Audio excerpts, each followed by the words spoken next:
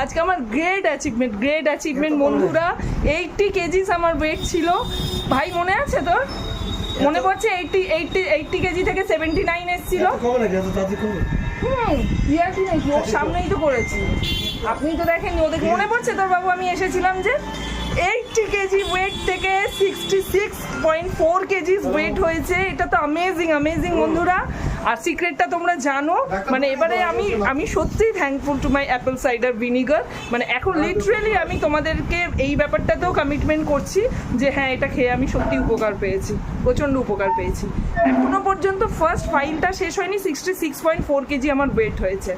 আর ড্রেসের আউটফিট দেখো, good news friends, 80 kgs weight থেকে 66.4।